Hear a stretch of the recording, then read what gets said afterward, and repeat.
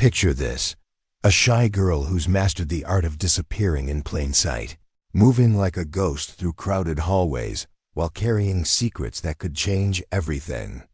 Get ready for a heart-pounding story that'll leave you on the edge of your seat. The late afternoon sun cast long shadows across the cracked pavement of Riverside High's courtyard, where the air buzzed with the chatter of students spilling out through the school's double doors.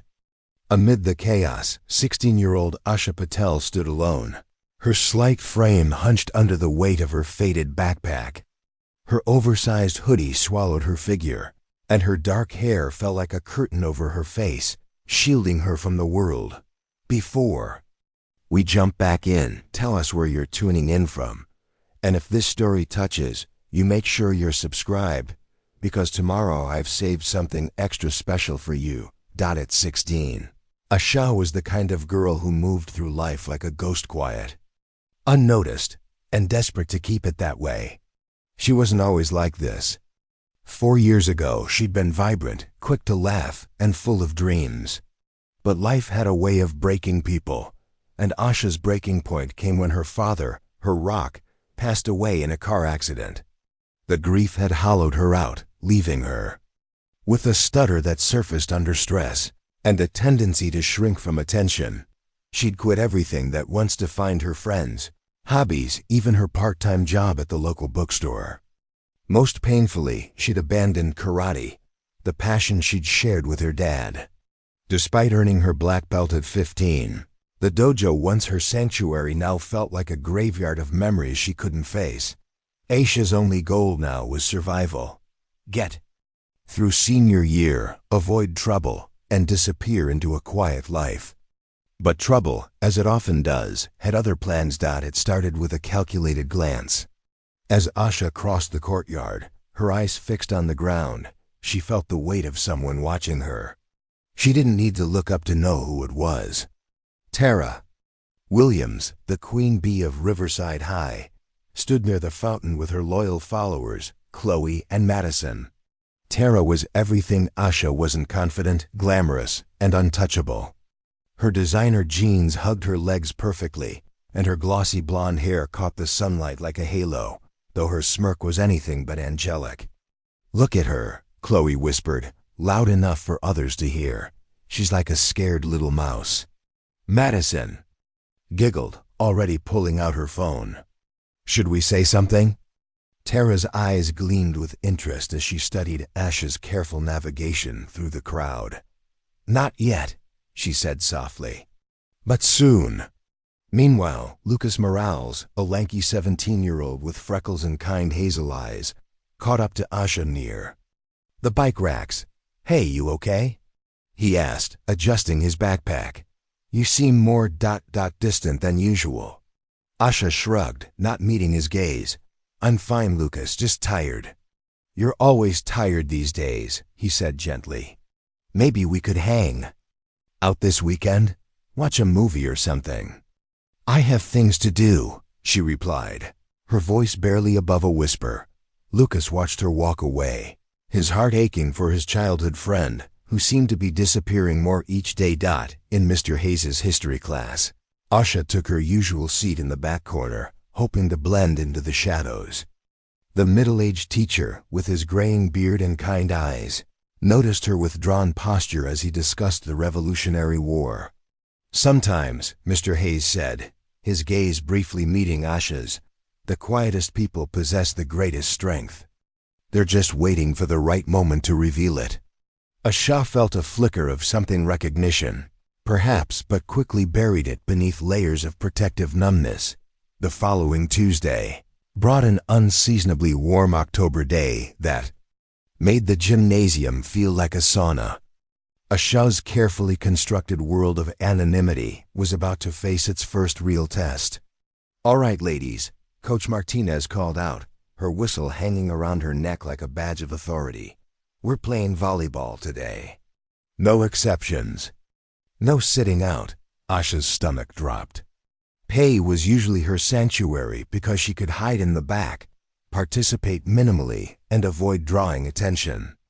But volleyball required interaction, quick reflexes, And worst of all, the possibility of success that might make her stand out. She found herself on the same side of the net as Jessica Chen, a quiet sophomore who seemed almost as eager to be invisible as Asha was. On the opposite side, fate had placed Tara Williams and her crew, their perfectly coordinated workout clothes, making them look like they'd stepped off a magazine cover. The game began innocuously enough. Asha managed to stay in the background, letting others take the lead. But then Jessica served the ball directly at her, and instinct took over. Without thinking, Asha's body moved with fluid precision. She bumped the ball perfectly to the setter, who spiked it for a point. "Nice one, Asha," Jessica called out, genuinely impressed. But Asha barely heard the compliment. She was too busy noticing Tara's raised eyebrows and the way Madison was whispering something to Chloe while pointing in her direction. The second crack in her armor came during lunch. Asha was hurrying to her usual hiding spot in the library when her worn backpack caught on a locker handle. The zipper, already stressed from years of use, gave way completely. Books, papers, and personal items scattered across the hallway floor. "Oh, no," she whispered, dropping to her knees to gather her belongings before anyone noticed. But someone had noticed. As she scrambled to collect her things, her fingers closed around a small, leather-bound book that had belonged to her father. It was his martial arts manual, filled with handwritten notes and philosophical teachings about inner strength and discipline. She'd carried it everywhere since his death, but she'd never intended for anyone to see it. "What's this?" Madison's voice cut through the hallway noise like a blade. Asha looked up to find Madison holding the manual, flipping through pages covered in her father's careful handwriting and detailed martial arts diagrams. "Please," Asha said, her voice cracking, "give it back." "The Way of the Peaceful Warrior," Madison read aloud, drawing a small crowd. "Are you some kind of ninja or something?" Laughter rippled through the gathering students. Asha felt her face burning with embarrassment as she reached for the book. "I said give it back," she repeated, something harder creeping into her voice. For a moment, Madison seemed taken aback by the shift in Asha's tone. She handed over the book, but not before Tara appeared at her shoulder. "Interesting," Tara murmured, her eyes studying Asha with new intensity. "Very interesting." The final crack came that afternoon in the common area, where students gathered between classes. A large TV screen displayed the daily announcements, but today it was showing a special presentation about the school's upcoming cultural festival.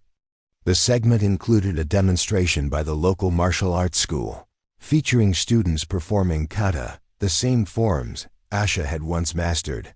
She was walking past, trying to be invisible as always, when the familiar movements on screen made her stop dead in her tracks. The lead demonstrator, a young woman about her age, was performing a kata that Asha knew by heart. One her father had taught her years ago.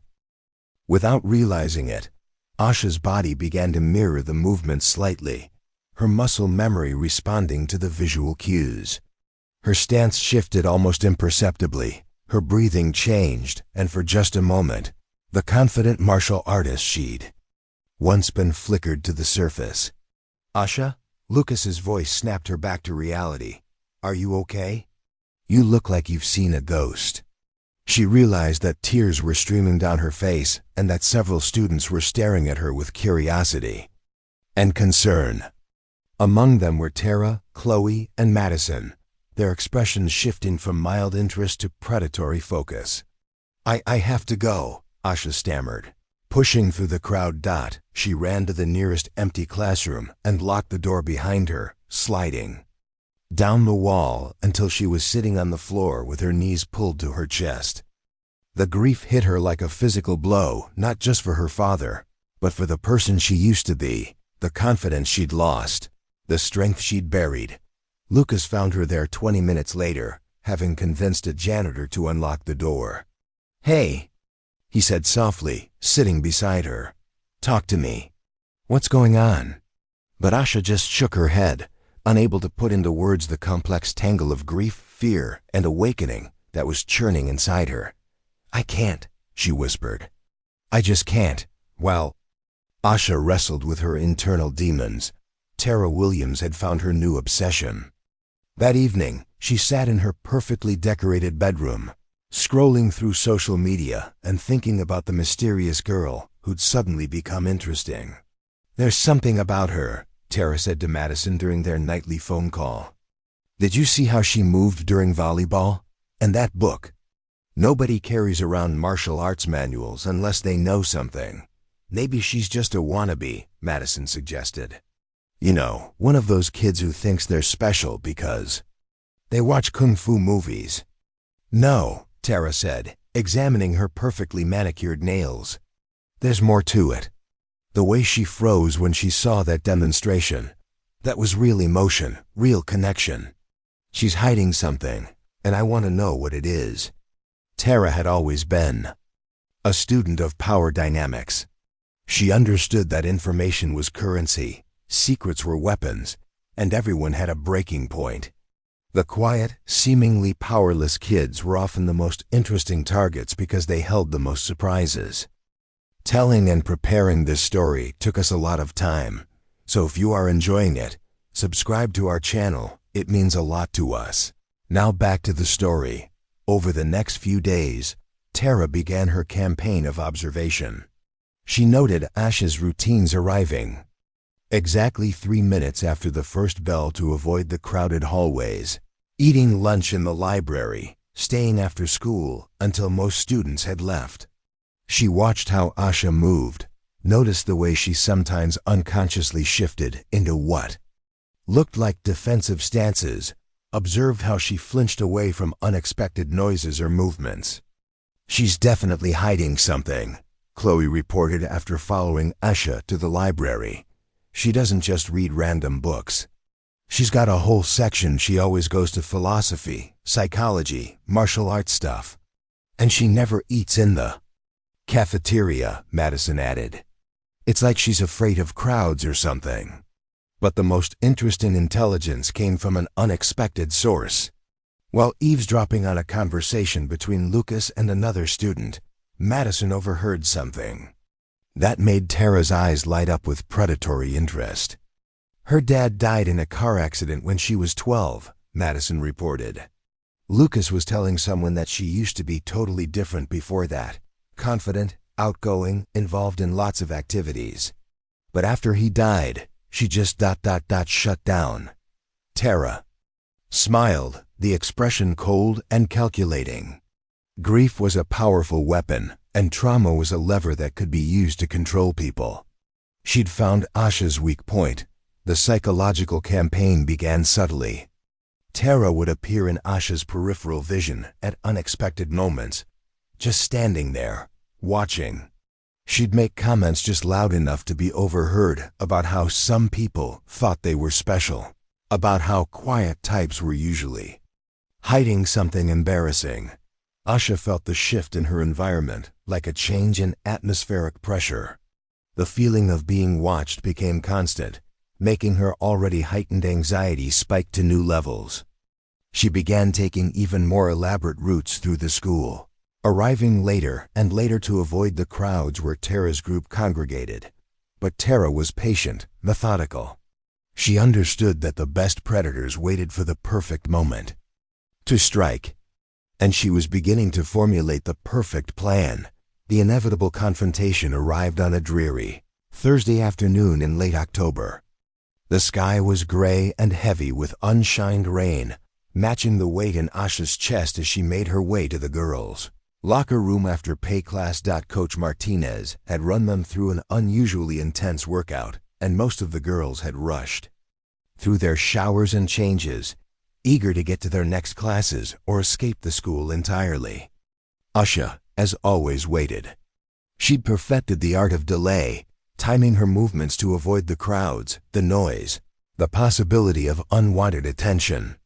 The locker room was nearly empty when she finally entered, the familiar scent of disinfectant and adolescent anxiety filling her nostrils. She could hear the distant sound of running water from the showers, But otherwise, the space felt abandoned. Perfect. She moved to her assigned locker, number 247, tucked away in the corner where she could change with her back to the room.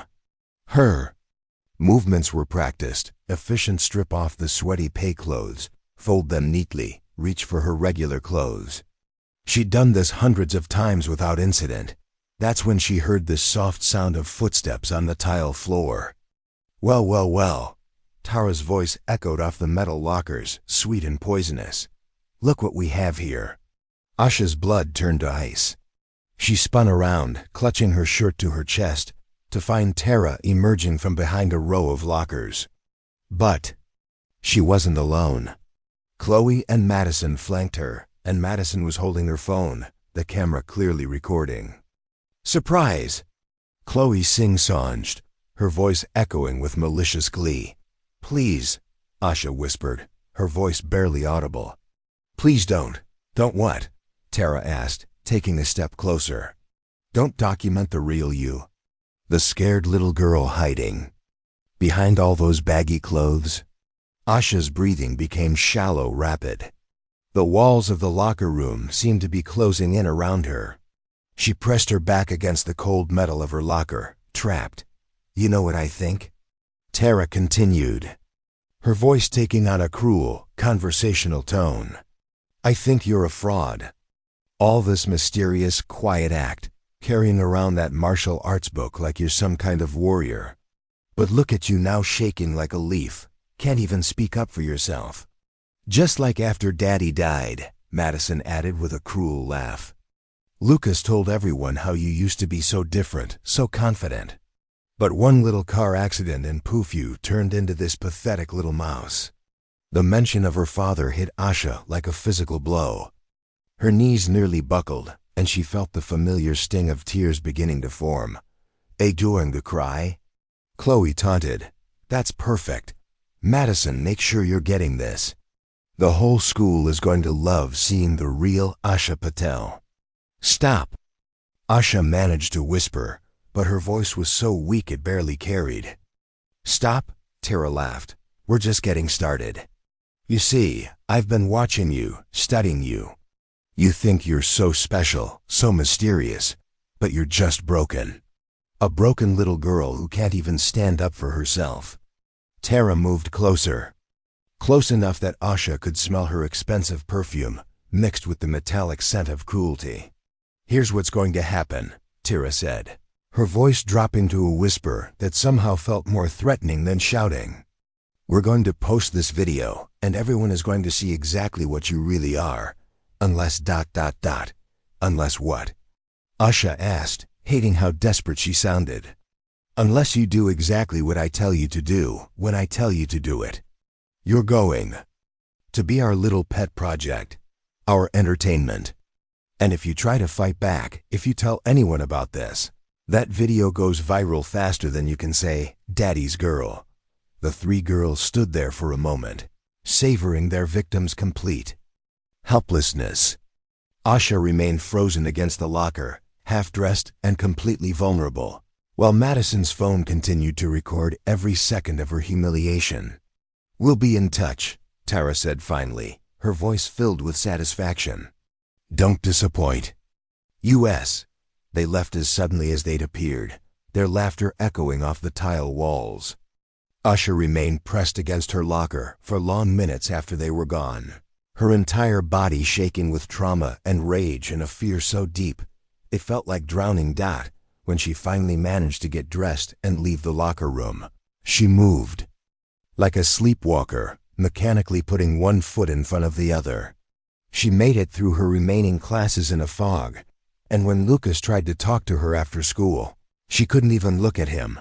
That night, she lay in her bed staring at the ceiling, replaying the scene over and over. But somewhere in the depths of her trauma, something else was stirring, a tiny spark of the girl she used to be, the one who wouldn't have let anyone treat her that way. The following days passed in a haze of dread and hypervigilance. Asha went through the motions of attending classes, but she was emotionally absent, constantly checking her phone for notifications that would signal the release of the video. Every whisper in the hallway made her flinch. Every sideways glance felt like confirmation that her humiliation had gone public. Tara seemed to take particular pleasure in the psychological torture, appearing at unexpected moments to make veiled threats. "How are you feeling today, Asha?" she'd ask with false sweetness when they passed in the hall. "Sleeping well?" The waiting was almost worse than the original violation. Asha found herself unable to eat, unable to concentrate, jumping at every sound. Lucas noticed her deteriorating state, but couldn't get her to open up about what was wrong. "You look terrible," he said gently during lunch on Friday. "When's the last time you actually ate something?" Asha pushed her untouched sandwich around on her tray. "I'm fine." "You're not fine. You haven't been fine for days." "Did something happen?" "I said I'm fine," she snapped, immediately regretting her harshness when she saw the hurt in his eyes. Evening, Asha sat in her bedroom, staring at the math homework that might as well have been written in hieroglyphics for all the sense it made to her fractured mind. Her mother had worked another double shift at the hospital, so the house was quiet except for the soft ticking of the grandfather clock in the hallway.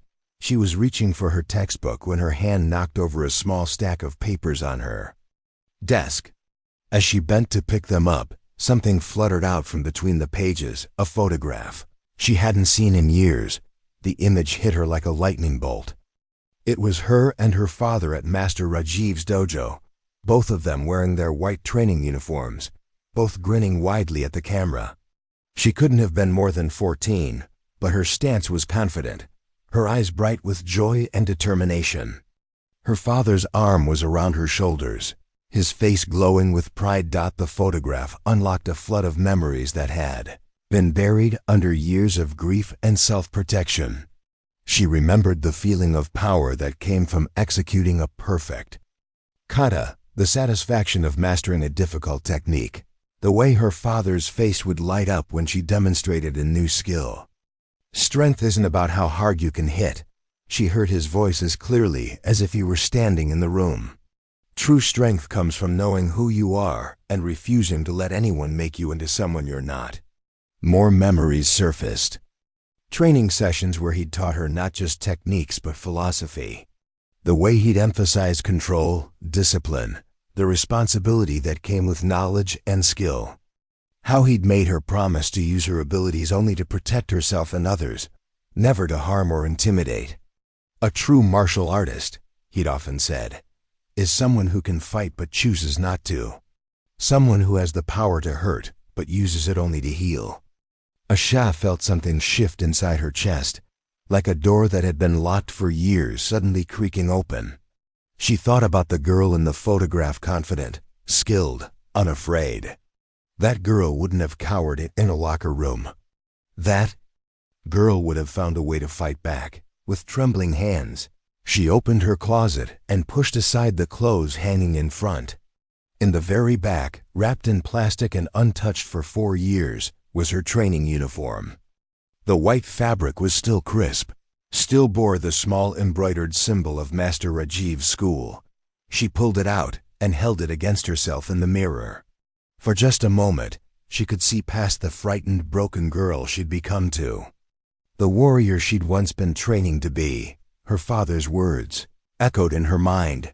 "The strongest steel is forged in the hottest fire." Maybe it was time to stop running from who she was. Maybe it was time to remember that she was her father's daughter, and his daughter had never been weak. That night, for the first time in years, Asha fell asleep holding her father's martial arts manual, and she dreamed not of car accidents and grief, but of strength, discipline, and the kind of power that came from deep within. The next morning, she woke with a decision crystallizing in her mind. She was going to visit Master Rajiv.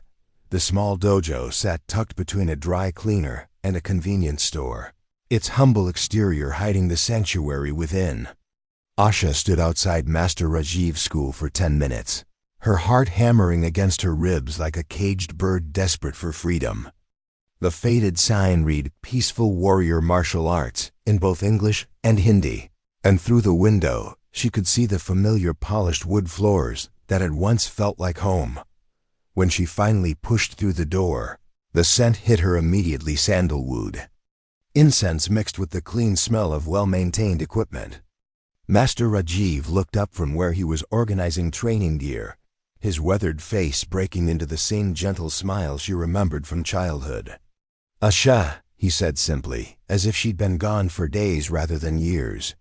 "I wondered when you would return. I don't know why I'm here," she whispered, her voice cracking with emotion. "Your father always said you would find your way back when you were ready," Master Rajiv replied, setting down the equipment and walking toward her. "The question is, are you ready?"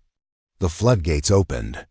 Years of grief, fear, and suppressed anger poured out as Asha told him everything about the bullying, the video, the way she'd buried herself alive to avoid more pain. Master Rajiv listened without judgment, occasionally nodding, his dark eyes filled with understanding.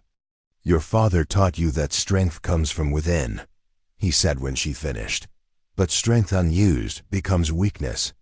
You have spent years protecting yourself by hiding, but now the hiding has become its own prison." He led her to the center of the mat, the sacred space where she'd once felt invincible. "Show me what you remember." Tentatively, Asha moved into the opening stance of her first kata. Her body was stiff, uncertain, but muscle memory began to take over. Gradually, her movements became more fluid, more confident. With each technique, she felt pieces of her old self clicking back into place. "Your body remembers," Master Rajiv observed. "But your spirit is still sleeping. Tell me, what would your father say about what happened to you?" Asha paused mid-technique, tears streaming down her face. "He'd say I forgot who I was. He'd say I let fear make me small." "And what would he want you to do now?" "Fight back," she whispered, then louder. "Fight back." Over the next week, Asha returned to the dojo every day after school. Her body quickly remembered the techniques, but more importantly, her spirit began to reawaken. She felt herself growing stronger, not just physically but mentally. The constant anxiety that had plagued her for days began to transform into something else: determination. At school, the changes were subtle but noticeable. She walked with her shoulders back, made eye contact more often, and when Tara made her usual threatening comments, Asha no longer flinched away. "Something's different about you," Lucas observed during lunch on Wednesday. "You seem, I don't know, more like yourself." "I'm trying to remember who that is," Asha replied, and for the first time in years, she met his eyes directly. But Tara noticed the changes too, and they didn't please her. The psychological campaign intensified. "I hope you're not getting any ideas," Tara cornered her after English class. "Because that video is still very much ready to go viral. All it takes is one click." "I understand," Asha said quietly, but there was something in her tone that made Tara's eyes narrow. That Friday, Tara decided to issue an ultimatum. She cornered Asha in the bathroom during lunch, Madison filming as always. "I'm getting bored with this game," Tara announced. "So here's what's going to happen. Monday, during lunch, you're going to stand up in the cafeteria and announce to everyone that you're a pathetic loser who doesn't deserve to be at this school. You're going to beg me for forgiveness for being such a freak. And if you don't—" She waved Madison's phone meaningfully. Asha looked at Tara for a long moment, then nodded slowly. "Monday. The cafeteria. Good girl," Tara smiled coldly. "I knew you'd see reason." But as Asha walked away, there was something in her stride that should have warned Tara that her prey was no longer quite so helpless. Monday arrived gray and cold, but Asha felt a warmth burning inside her chest that had nothing to do with the weather. She wore her usual oversized hoodie and jeans, but underneath, she had on her father's old training shirt, a small piece of armor against what was to come. The cafeteria buzzed with the usual lunch period chaos when Asha walked in at exactly 12:15.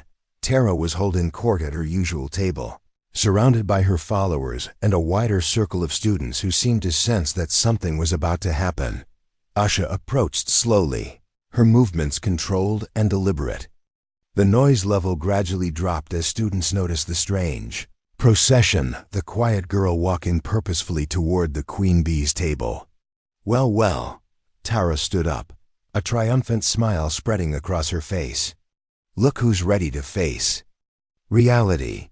A crowd gathered, phones appearing like magic as students sensed drama brewing. Asha stopped about 10 feet from Tara's table, close enough to be heard, but far enough to have room to move. You wanted me to make an announcement, Asha said, her voice carrying clearly across the now silent cafeteria. That's right, Tara grinned. On your knees. For a moment, it looked like Asha might comply. She lowered herself slowly, and Tara's smile widened with anticipation. But instead of dropping to her knees in submission, Asha flowed into a perfect martial arts stance, her body transforming from victim to warrior in one fluid motion. I have an announcement, Asha said, her voice now carrying the confidence of someone who had remembered who she was. My name is Asha Patel. 4 years ago, I lost my father and forgot that he raised me to be strong. But I remember now. Tara's face shifted from triumph to confusion to alarm as she realized something fundamental had changed. I know you have a video, Asha continued, addressing not just Tara but the entire cafeteria. A video you took without my permission to try to control me. But you made one mistake, you assumed I was powerless. When Tara lunged forward, whether to attack or to silence her, Asha was ready. With movements too quick and controlled to be called violence, she redirected Tara's momentum, sending her stumbling past. As Tara spun around in fury, Asha's hand shot out in a precise strike that knocked the phone from Madison's grip, sending it skittering across the floor. I am not your victim, Asha declared, her voice ringing with authority. And I won't be anyone else's either. The cafeteria erupted in cheers and applause. Students who had watched Tara's reign of terror for years suddenly felt brave enough to show their support for someone who had finally stood up to the bully. Tara stood there, her carefully constructed image of power crumbling around her. As Asha walked away with quiet dignity, the video of Asha's stand spread through social media like wildfire. But this time she was the hero of the story. Students who had never spoken to her before approached with respect and friendship. The school administration, finally having clear evidence of Tara's bullying campaign, suspended her and mandated counseling. But the real victory wasn't in social media fame or Tara's punishment. It was in the healing of relationships that had been damaged by years of self-imposed isolation. Lucas found Asha after school, his face glowing with pride and relief. Why didn't you tell me? He asked. About your dad, about the martial arts, about what they were doing to you. Because I was ashamed, Asha admitted. I thought if I ignored it, it would go away. I thought if I made myself small enough, I'd be safe. And now I know that safety doesn't come from hiding. It comes from being strong enough to face whatever comes. At home, Asha's mother noticed the dramatic change immediately. For the first time in years, they had a real conversation about grief, about healing, about moving forward while still honoring the past. Your father would be so proud, Priya said, tears in her eyes as Asha told her about returning to martial arts.